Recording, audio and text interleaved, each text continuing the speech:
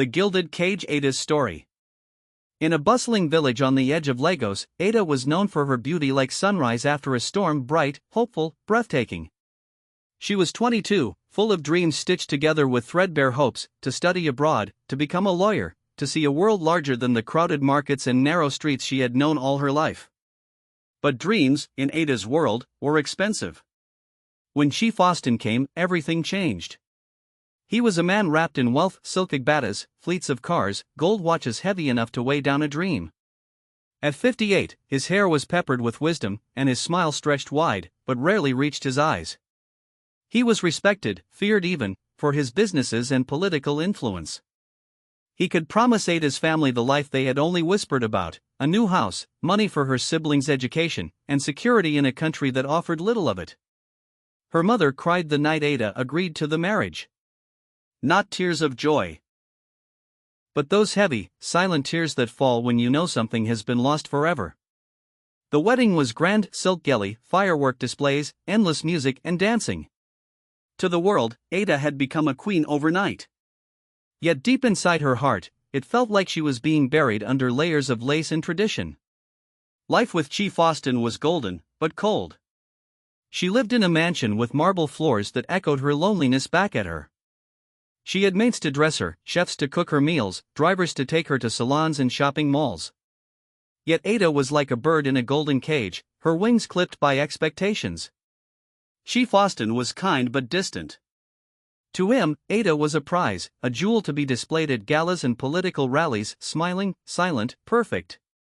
He spoke about deals, politics, and men's affairs, but never asked Ada what she thought, never once listened to her dreams. Every attempt she made to suggest going back to school was dismissed with a laugh. "You are too beautiful to waste time with books, Ada. You have everything you could ever need." At night, Ada lay awake staring at the high, carved ceilings, feeling a hollowness that even diamonds could not fill. As months turned into years, the emptiness grew. One evening, after another long event where she had posed, smiled, and nodded at strangers, Ada sat in the vast garden alone.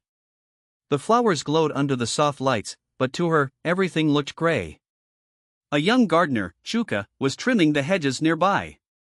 Unlike the others in the household who treated her with stiff reverence, Chuka simply smiled and nodded. Over time, they exchanged words, then laughter, then dreams whispered under the stars. Chuka listened. He listened to her dreams of becoming a lawyer. He listened to her favorite childhood stories. He saw Ada not as an ornament, but as a woman vibrant, intelligent, trapped. One night, sitting by the fountain, Ada whispered, "I don't feel alive anymore." Chuka looked at her, his voice gentle but firm.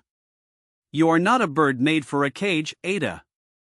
Your wings are still there, you just forgot how to use them." That night, something broke open inside her. A few weeks later, Ada made the hardest decision of her life. Without jewelry, without bodyguards, without fanfare, she slipped away. Not out of hatred for Chief Austin, he had given her everything except the one thing she truly needed: freedom.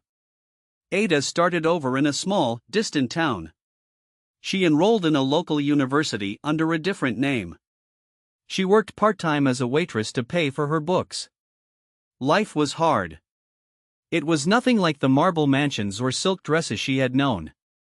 But she was free. And for the first time in years, when Ada looked at herself in the mirror, she saw a woman alive, not a golden trophy locked away.